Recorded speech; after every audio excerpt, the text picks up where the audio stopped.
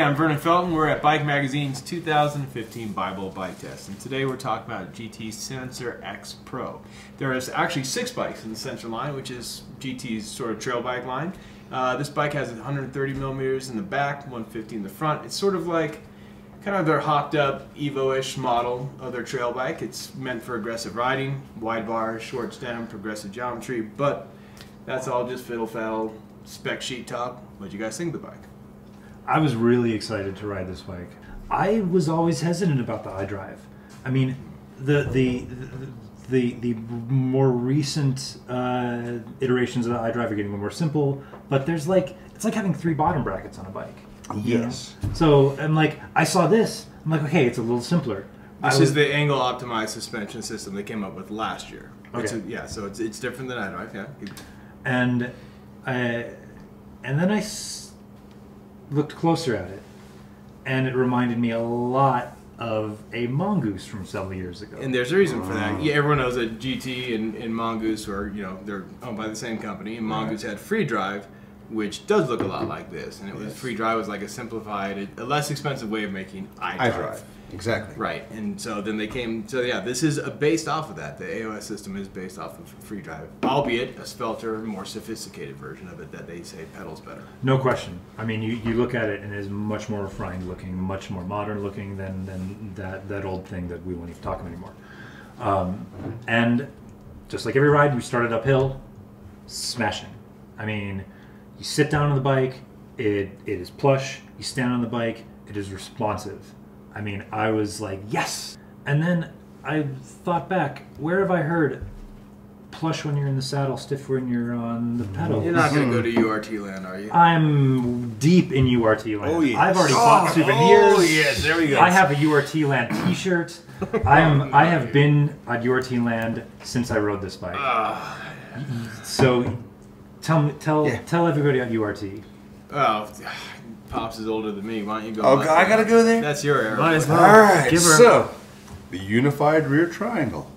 It was an idea about suspension that you could have your pedaling forces completely decoupled from everything else regarding suspension, because you had the entire rear triangle from the bottom bracket back connected. And your suspension pivot was either above and forward of that, well, above and forward of that a little bit, above and forward of that a lot, above and above it a whole bunch.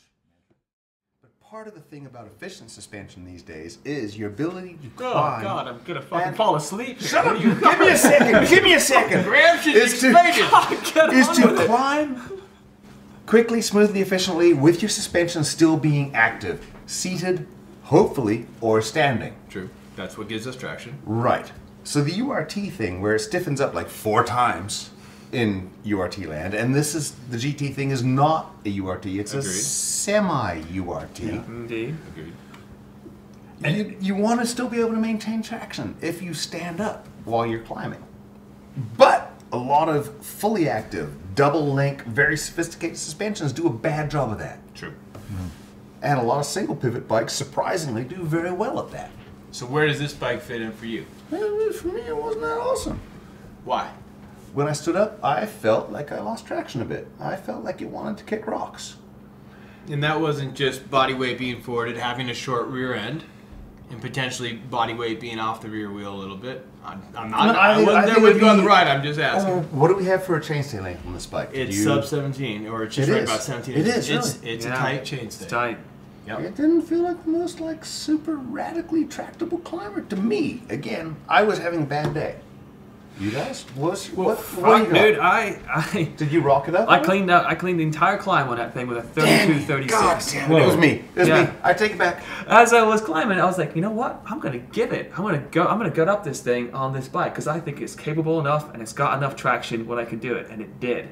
And it wasn't that bad. It was actually pretty enjoyable, to be honest with you. To nerd out, after the day of that, we're riding 3 bikes a day up that same trail.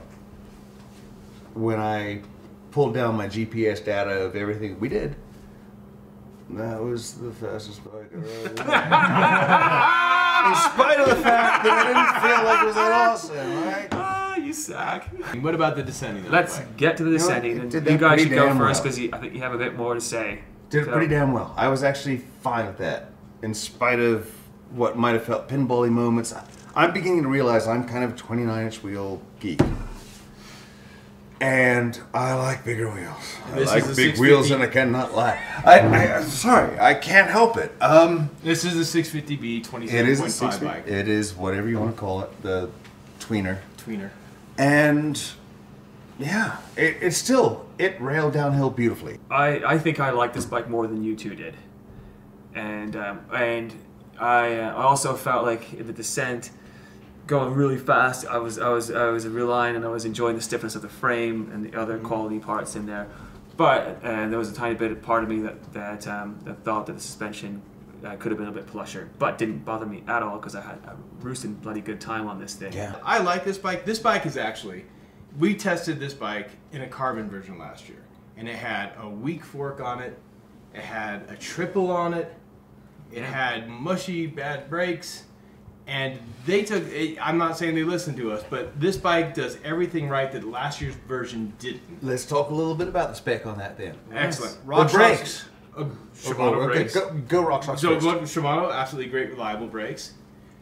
RockShox Pike fork up front, exactly what I would put on this bike. One by, guide on it, just kind shock. This had Drop SLX post? brakes, right? SLX brakes, yeah. 180 front. The most savage, bitey, respectful, like,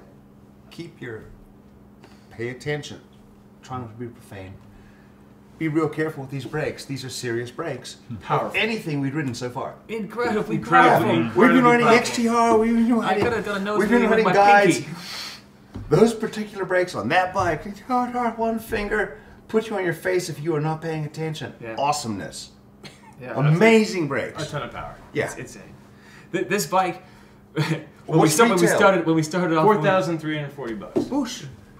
Yeah, and again, you can get the basic. You can get a sensor starting at just a little over 2,000, and then they go up towards 6,000 Yeah. with carbon versions. I mean, I think it's an interesting bike. I think people should check it out. And Yep. people have preconceptions about GT being with the old iDrive. It's a totally different bike, and it's not a bike for everyone, maybe. But I think it's I would a bike. ride this bike. I would ride this bike, and In I'd a be interested. heartbeat? Well, yeah, I'd be interested to see how it would respond with a different shock in there, like a Debonair, for instance. Just saying, because I think that would change the characteristics of the rear suspension a little bit. So with a little bit bigger air canister volume. That's it. Now, it may not be a bike for everyone, but I think it's a bike that everyone should check out. If you want to read the review, go to Bike Magazine. If you want to check out more video reviews, come to bikemag.com.